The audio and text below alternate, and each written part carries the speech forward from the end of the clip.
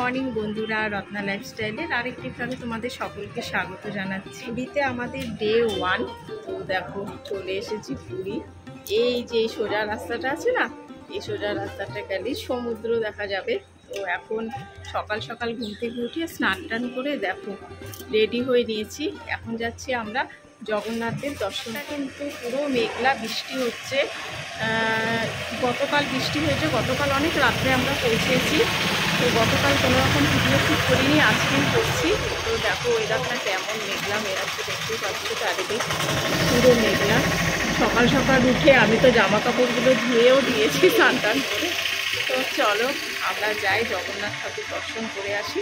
আর তোমরাও আমার সাথে থাকো আর দেখতে থাকো রত্না লাইফস্টাইল ব্লগ। করলাম আমরা, বৃষ্টি হয়েছে না, রাস্তাটা পুরো কাদা কাদা হয়ে আছে। পেলাম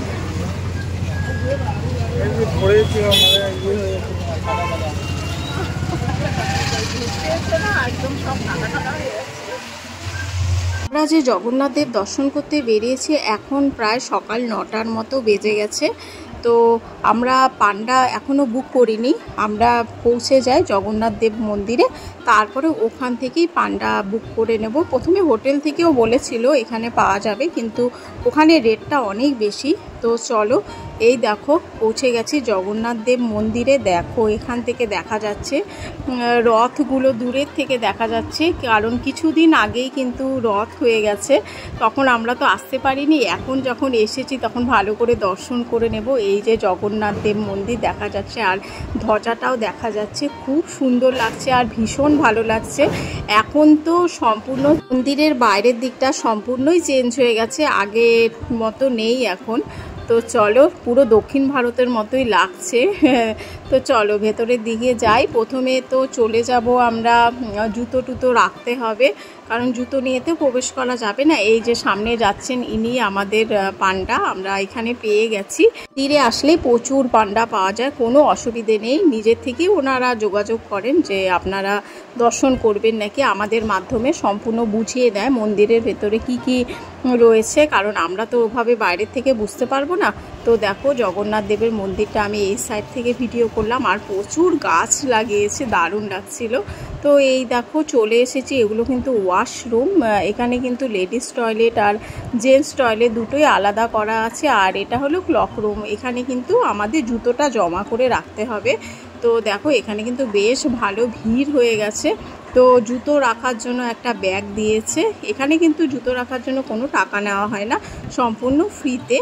তো জুতো, মোবাইল সব কিছু এখানে জমা করে দিয়েছি। মোবাইল নিয়ে কিন্তু মন্দিরের ভিতরে একদমই প্রবেশ নিষেধ। তো মোবাইলটাও জমা করে দেওয়া হয়েছে, আর ওখান থেকে স্লিপ দিয়ে দেওয়া হয়েছে। এই দেখো সামনে দেখতে পাচ্ছ, এটা হলো রন্ধনশালা, এখানে জগন্নাথ দেবের মহাপ্রসাদ তৈরি করা হচ্ছে। তো চলো ঘুরে আসি মন্দিরের ভেতরে। দিয়ে চলে এসেছি, খুব সুন্দর লাগলো, খুব ভালো লাগলো। তো এখান থেকে যা যা জমা করেছিলাম ক্লক রুমে, তো এখান থেকে দেখো আমাদের জিনিস সব নিয়ে টিয়ে গেলাম, মোবাইল, জুতো টুতো সব কিছু। খুব ভালো লাগলো। তো চলো সামনে থেকে মন্দিরটা দেখাচ্ছি, দেখো কি সুন্দর লাগছে। আমরা জগন্নাথ দেবের প্রসাদের জন্য ভেতরে টিকিট কেটে নিয়েছিলাম কাউন্টারে, তো সেখান থেকে প্রসাদ চলে আসবে আমাদের হোটেলে। তো আমরা আর অপেক্ষা করলাম না, এখানে দাঁড়িয়ে কতগুলো ফটো ভিডিও সুন্দর করে শ্যুট টুট করে নিয়েছি। এখন কিন্তু আমরা চলে যাব সমুদ্রে, কারণ ওখানে সমুদ্র স্নান করব। পুরীতে এসেছি, সমুদ্র স্নান না করলে তো চলবে না না। তো চলো সমুদ্র স্নান করি, তারপরে আমরা হোটেলে ফিরে যাব, ওখানেই আমাদের মহাপ্রসাদ চলে আসবে, ওখানেই খাবো। তো জগন্নাথ দেব দর্শন হয়ে গেল, কত সুন্দর লাগছে। দেখো গাছগুলো, প্রচুর গাছ চারপাশে, দেখো কত গাছ, দারুণ লাগছে। অনেক বছর পরে এলাম, এত ভালো লাগছে যে কী বলবো। তো চলো বন্ধুরা, এখন যাচ্ছি, খাওয়া দাওয়া করবো।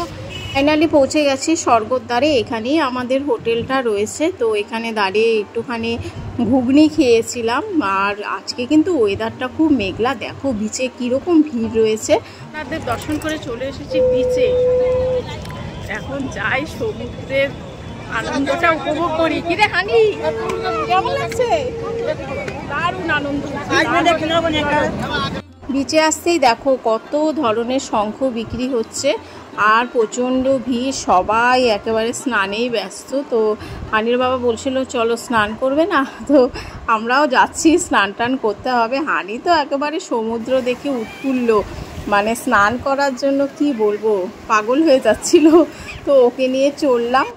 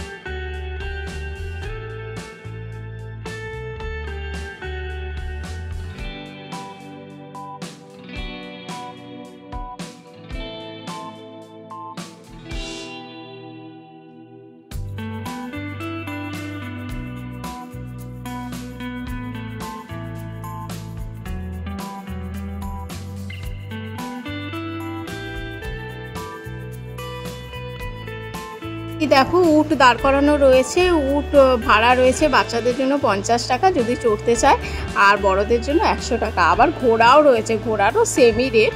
তো চলো, আমি এখানে দাঁড়িয়ে উটের সামনে অনেকগুলো ফটো আর ভিডিও শ্যুট করেছি। তো আমাদের স্নান টান হয়ে গেছে, এখন ফিরে যাব। হানির বাবাকে খুঁজছিলাম কোথায় গেছে, কারণ ও যে ডাব খেতে চলে গেছে সেটা আর বলেনি। তো চলো, এই দেখো উঠের সাইডে আবার মইও বাঁধা রয়েছে ওঠার জন্য। তো এই দেখো হানি কি করছে, হানি এখানে একেবারে স্নান করার জন্য ব্যস্ত, পুরো কিন্তু ভিজে গেছে, তবুও এখানে দাঁড়িয়ে রয়েছে জলে স্নান করবে দেখে। আমরা পুরো বালিতে স্নান, তো মামা থেকে চলে গেল, দেখ পুরো স্নান হয়ে গেছে। এখন হোটেলে গিয়ে স্নান বালি লেগে ওঠা যায় না। বাবা কই গেল, দেখ শরীর অবস্থা। ওর বাবা ঠিক আছে? ওর বাবা তো ভালোই আছে, দেখ।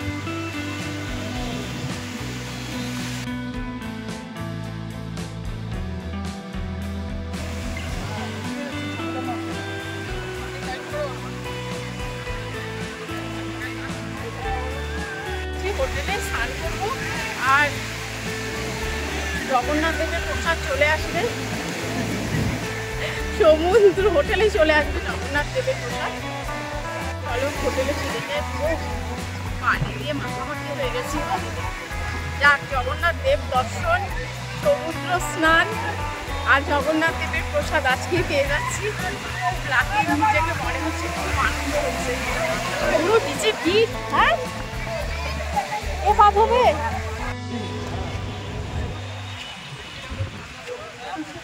বৃষ্টি, হানিমা জলদি আয়।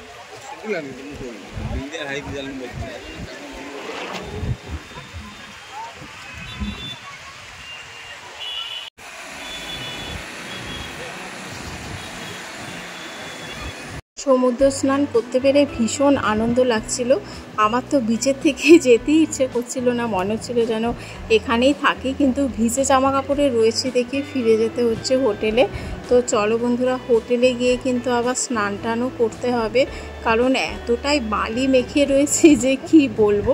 অবশ্য হোটেলের বাইরে হাত পা ধোবারও ব্যবস্থা রয়েছে, কোনো রকম অসুবিধে নেই। তো চলো হোটেলে ফিরে যাই। আর এখন কিন্তু মেঘলা ওয়েদার হয়ে রয়েছে, আর টিপ টিপ টিপ টিপ করে অনেকক্ষণ ধরে বৃষ্টি হচ্ছে। আসলে হাওয়ার সাথে বৃষ্টিটা হলে না অতটা কিন্তু গায়ে লাগে না, সেটা বুঝতে পারছি।